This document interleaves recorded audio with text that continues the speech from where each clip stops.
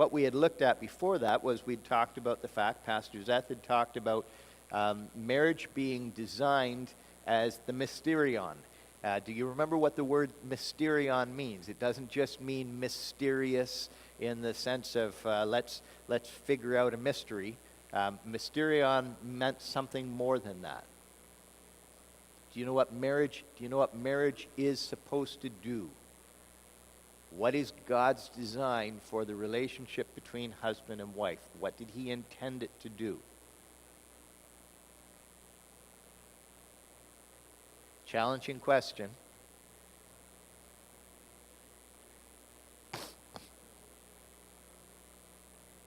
Okay, he intended for us to understand what it meant to be one. Okay, yeah.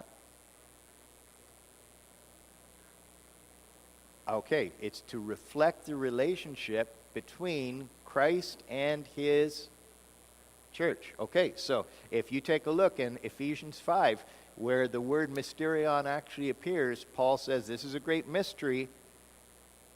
What he's talking about there is the fact that what happened in Genesis 2 is meant to reflect the gospel. It's meant to reflect the good news of Christ's love for us. And so we understand this being at the root of marriage, and this is both an encouragement, but it's also kind of a responsibility. When you stop and look at it, this means relationship as responsibility when we think of how we view our spouse and how we respond to our spouse. What happens in your marriage is a testimony to the grace of God, or not. And sometimes it's or not. But I remember years ago reading in the course of a book on evangelism, I remember reading the authors saying something to the effect that, the world needs pretty good marriages and pretty good churches.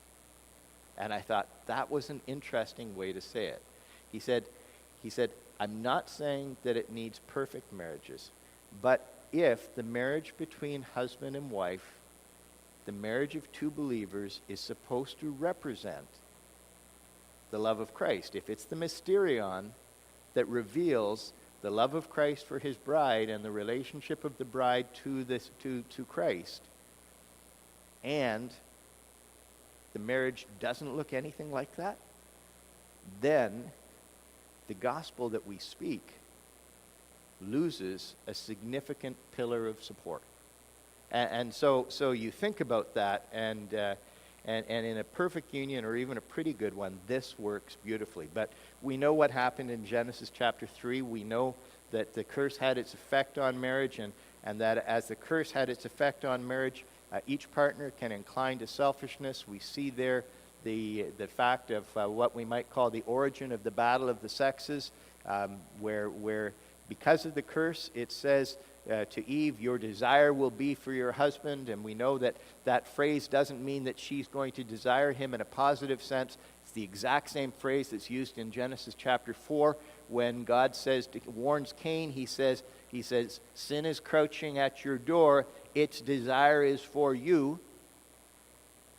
And then the very next part of the curse in Genesis chapter 3 about marriage is that God says to Adam, or says to Eve, your desire is for your husband, but he will dominate you. Genesis chapter 3 was not a description of God's design for marriage. Genesis chapter 3 was a description of what would happen when God's design was perverted by sin. God's design perverted by sin leads to men who dominate their wives. And again, if you're saying, well, how can you come up with that? Genesis chapter 4, where God says to Cain, sin is crouching at your door, its desire is for you. He then says to him, but you must dominate it. You must master it.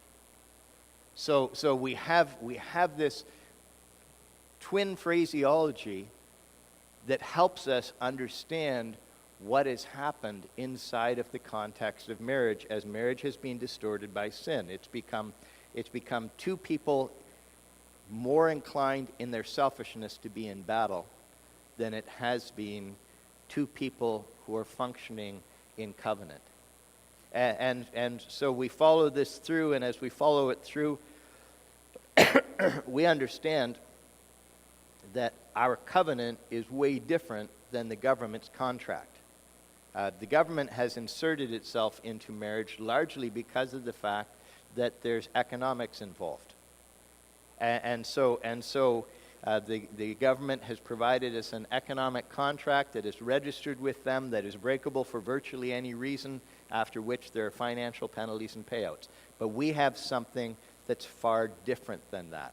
And we discussed the nature of covenant, and we discussed the fact that covenant is to be a partnership in which there is a permanent, unchanging commitment between partners, and there is a permanent, unchanging commitment to the promises that each have made to the other. And that's the thing for us to understand of covenant versus contract. It's a partnership that is to be permanent and unchanging in the partner's commitment to each other, and that is to be permanent and unchanging in the partner's commitment to fulfill the promises that they've made to each other.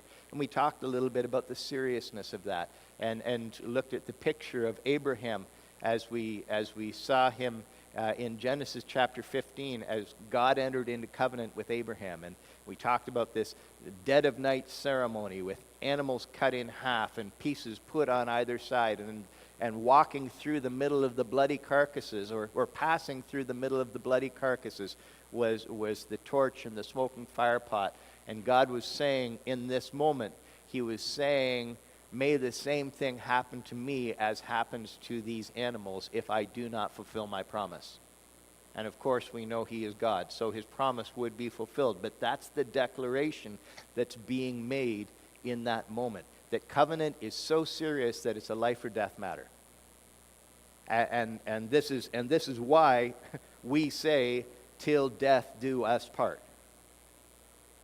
And that is the heart mindset of the believer if they understand covenant, and if they desire to be someone who is living covenant in obedience to Christ. And so we talked about the seriousness of covenant. Then we talked about the foundational concepts, and this is where we are right now, the foundational concepts in covenant marriage. And as we looked at those foundational concepts, we were looking at the creation order design in Genesis chapter 2, where it says this in verse 23. It says, then the man said, this at last is bone of my bones and flesh of my flesh. She shall be called woman, because she was taken out of man. And so Adam is responding in wonder at this one that God has brought to him. And he responds with a poem as he is amazed at the beauty and the incredible privilege of the gift that he has been given as he has been given his wife. And then what happens is we are given something of an explanation of what marriage is supposed to be. So we see Adam's emotional response, his heart response to the circumstance, and then after we see his heart response to the circumstance, we read these words, therefore a man shall leave his father and his mother and hold fast to his wife, and they shall become one flesh. There are three concepts that are involved in this design. We talked about the first two last week. So quick review, what's the first concept that comes through in God's design as we take a look at these verses? And I know this is challenging to ask you, but I think you can get it by reading it. What's the first concept that comes through in God's design? Okay, someone takes notes. That's good. Okay, so marriage is the primary priority relationship. And as I said to you last week, You think about the fact that what's happening is, as Moses has been given this by the Spirit of God to give to the nation of Israel, the Torah, the first 5 books given to the nation of Israel, he is talking into a Bronze Age culture. And in the Bronze Age culture, everything is established around what? How do people order themselves? How does society, we say society, and we talk about this broad nation-state thing, or even sometimes people think in terms of an international order, which we're not so keen on because of some of the implications lots of times. But as we take a look at the way that society ordered itself, how did they order themselves in a Bronze Age society? What were the priorities? Tribes and clans. Okay, so tribes and clans. And what was the woman that walked into a marriage inside of a clan? Pardon? An outsider. She was a possession walking into a space much lower on the hierarchy of loyalty. Basically purchased, and as she came in, you had not only the patriarch who told everybody what to do, but you also had the matriarch who kind of stood at the head of the order of women, and the wife who came in, she was way down low on the level of loyalty in hierarchy. And so what happens is the first thing that Moses gives to his people as he explains to them what happened at creation with Adam and Eve, the first thing that he says is, you have to understand that marriage is the primary priority human relationship for those who enter into it. He'll leave his father and mother. It's husband and wife first. And so you think about that. And I mean, I know one of the things that happens for me in the context of marital counseling is that, and sometimes in premarital counseling too, is that one of the things that you find yourself having to deal with is the way that couples have allowed other relationships to take primacy and priority to the detriment of the marriage.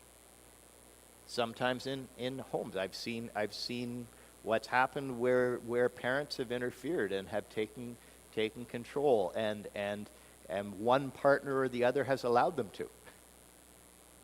So we have this primacy, this priority of relationship that is husband and wife. That's the first characteristic. The second characteristic that we see is what? Marriage is designed to be the primary priority human relationship.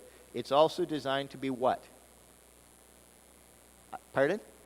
A permanent relationship. Exactly. So he will hold fast to, in the King James Version, we always used to read, he will cleave to his wife. He will hold fast to his wife. And that phrase, when it was translated into the Greek Septuagint, they used the word that you might, a word that you might recognize if you've got a little bit of a French background. They used the word kaluomai. When I take a look at my LePage's wood glue, my carpenter's glue, it says on it in French, it says that it is colle, C-O-L-L-E. That's the French word for glue. So, and if you've ever tried to break a lamination of 2 pieces of wood, one of the things that you almost always find is that it's the wood that breaks, not the glue joint. So you think about this, and it says husband and wife are to be glued together. They're to be in such a permanent bond that taking them apart is actually, it's almost like it's going to damage. And in fact, we know that it does. That it hurts. It hurts very, very deeply. So we have this picture of the fact that the covenant is supposed to be permanent in its nature and shape. And that's why Jesus really goes after the Pharisees in Matthew chapter 19 when they try and come up with whimsical reasons for, or when they want him to support their whimsical approach to marriage. And when I say whimsical, I shouldn't use the word whimsical. when he responds to their cheap and degraded view of marriage. A view of marriage that says, I can kick someone to the curb because they burned the toast. And so Jesus says, you cannot look at marriage that way.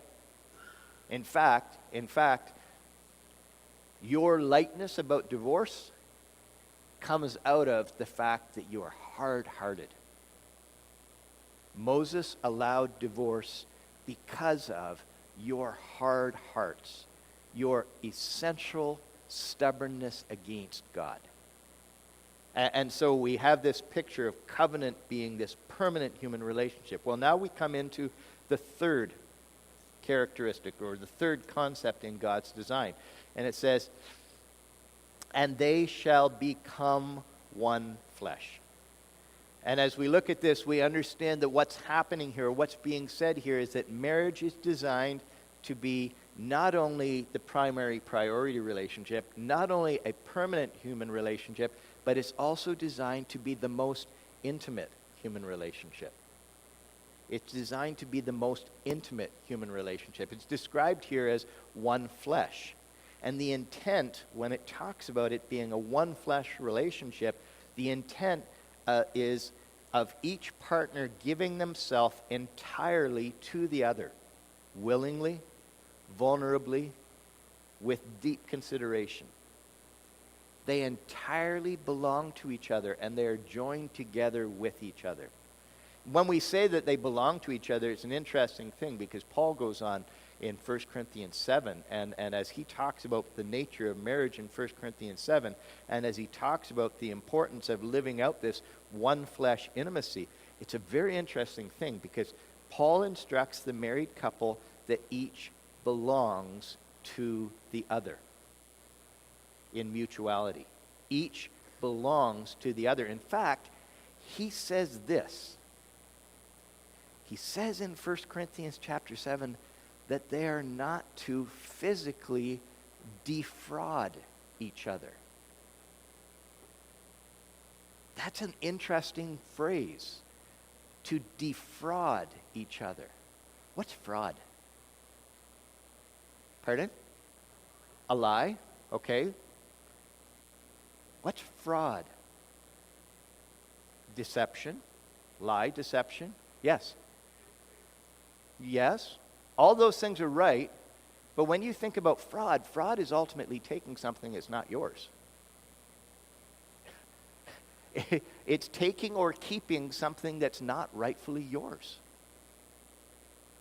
That's the point here. When someone gets defrauded, what that means is that they have goods taken away from them that are rightfully theirs.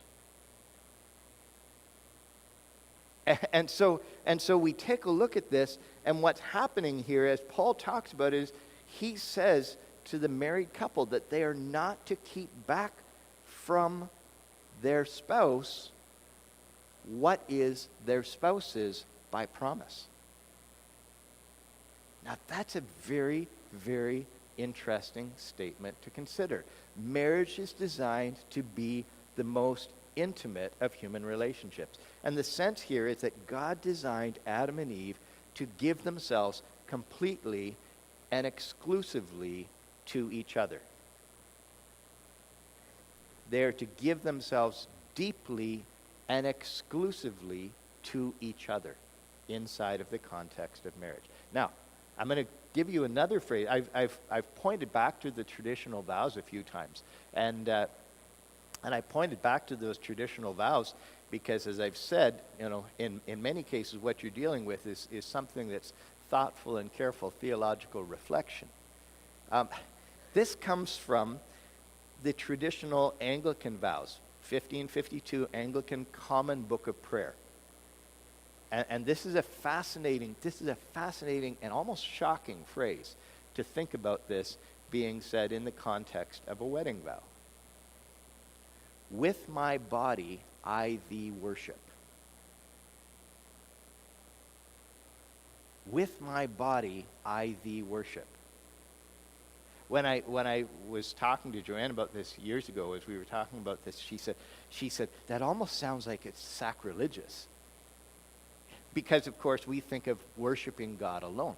But when we think about what worth-sipe means, in other words, giving the value to that you should give to worth-sipe, that's what's being said in the Common Book of Prayer. With my body, I give you exactly what I should be giving you. And that's a fascinating thing to consider. But that is part of covenant and covenant design. Now, more could be said on this, and that more that could be said on this, I believe, has to do with how God has used design to instruct us about the tenderness and intimacy of the relationship that he gave. Humans are very, very different in the nature of our physical intimacy to the animals, or we were designed to be different in the nature of our intimacy to animals. We're not breeding pairs. We're something far more than that. And God physically designed us to understand that. Our physiology is a lesson in the intimacy that God has designed us for. And so you think about this, and I want you to know this. Because it is a beautiful and powerful gift in God's design for us, marriage and its physical expression as blessings of God are going to be primary points of Satan's attack. Because it displays the gospel, because of the fact that it displays the blessing of God, marriage will always be a place where Satan desires to do his worst. Because if he can, the mysterion is trampled on, and people don't experience God's blessing. And we just have to be clear on this. This is an area, this is something that we are committed to protecting, something that we are committed to living out, because Satan desires to destroy people as God's representative image. He desires to destroy the mysterion of the good news, Christ's love for his bride. He desires to destroy the blessing and beauty of marriage that manifests God's design. And so it's going to face every kind of onslaught, and it's going to face every kind of assault that you can imagine. And so this is an area where we must be serious if we are serious about following Christ. We have to be serious about our marriages. They can't fall into being gray and ho-hum and apathetic. In fact, final thing that I want to talk to you about is the depth of devotion of the marriage covenant. And I really like the way that it's reflected in a favorite passage of mine. This is Song of Songs 8, verses 6 and 7.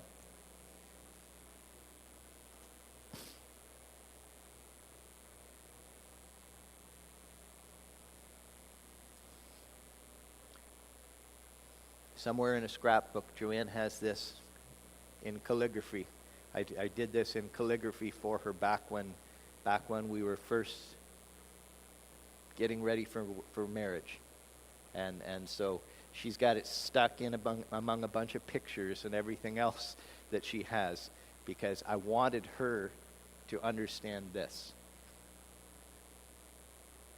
Set me as a seal upon your heart, as a seal upon your arm. For love is strong as death. Jealousy is fierce as the grave. Its flashes are flashes of fire, the very flame of the Lord. Many waters cannot quench love, neither can floods drown it. If a man offered for love all the wealth of his house, he would be utterly despised. Frequently it's said in Christian circles that love is more than a feeling, and that's true. As God gave it, it's not just emotion. But this does not mean that he designed it to be less than emotion. And that's a really, really important thing for us to understand. Sometimes people use that phrase, well, love is more than just a feeling, to kind of say you go through the motions regardless. No, no, no. What we're saying when we say love is more than a feeling is that it's not less than a feeling. It's action, and there is heart commitment inside of that action. And this is an extremely important thing. It's also the case that when God designed marriage as covenant, in all of its solemnity, all of its priority, all of its permanence, all of its intimacy, he wasn't giving less than. In fact, if your marriage is gray and cold and apathetic, the cure is not further neglect. Consider that. If your marriage is gray and cold and apathetic, the cure is not further neglect. There is much more to gain from doing the work to dig down deeply into God's design in all of its goodness. And these verses show a deep sense of possessiveness. They speak about setting the seal on the heart and the arm. What do you think that means when it says, set me as a seal upon your heart, as a seal upon your arm? What's it saying? What's the seal about? What do you think? Okay. This is about ownership. This is like bang, it's there. It's like when you look at this, you are mine. There's this stamp of ownership, and I understand the craziness of people asserting ownership in a place where they shouldn't, and I understand the whole issue of someone becoming all about themselves. But here, when we think about it, this is saying, in the best of senses, we are committed to belonging to each other deeply. So we read that love is stronger than death. It's spoke of as unstoppable. It's spoke of as unquenchable. And zeal for the beloved is as fierce as the grave. You know, this is the only place in Song of Solomon where the word God or the word Yahweh appears. But isn't it interesting, because it talks here about love, it says, its flame is the eternal fire of Yahweh. So the real thing, as you come to the end of that particular section, the real thing is worth so much more than material stuff that if you offer money to replace it, the offer should be met with contempt. Anybody who would trade money for love, anybody who would trade treasure for true love as God has designed it, is getting a bad deal. That's what's being said in this. So this is a good thing for us to understand, because I think that sometimes what happens is we can draw a picture of Christian marriage that becomes, in some sense, that there ends up being this divorce between depth of passion and depth of feeling and law. You know, and simply the structure of it. Covenant doesn't allow for that. Covenant is for the whole person. And it's designed for us to understand the deep commitment of the whole person. Not just, I will fulfill my obligations, but I will passionately pursue my obligations. This is something that is deep, and this is how God has designed, and this is what his intent for marriage is.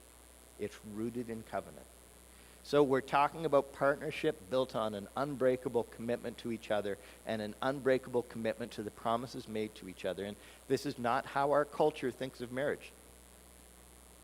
So what the culture offers is typically a shaky, unstable, and shallow version of the most important human relationship. And the fact is, marriages founded on circumstances and feelings run into problems when circumstances change. And that's why we don't think of covenant in a shallow way. Marriage is established by meaningful commitment to covenant that sink into the deep roots of that covenant. They offer the possibility of a depth of relationship and love that is worth more than all material stuff. And deeply meaningful relationships aren't built on easy times alone, but they're built on our covenant commitment through times of sacrifice and through hard work and through struggle. So we think hard about this. And we don't just think hard about it prior to the wedding. It is an ongoing work. It is an ongoing, deep level of commitment. It's your very being that's involved in this. And thinking about what it means to be a covenant partner to the person that you've committed to. So, yeah, this is big stuff. And there's big pain involved with it. And there's big joy involved with it. And it's really, really important to think through. And as I say all of this, I say it not to produce guilt, but I say it to produce the opportunity for blessing. And that's what we are looking for. We are looking for people to be people who experience the fullness of the goodness of God as He has designed it for us and as He has offered it to us. Okay, let's pray. Father, thank you for allowing us to look into your truth. We thank you for the beauty of what you've given. And because of the beauty of what you've given, we understand, too, the pain that comes when we depart from that. And Lord, I ask that you would help us to be people who are deeply rooted in covenant and what it means to live in covenant with each other. Help us to take it and understand that as we pursue what you have given, we will experience something that is far better than we can do experiencing it in our own strength and in our own way. May we give ourselves completely to being the marriage partners that you have called us to be. We pray this in Jesus' name.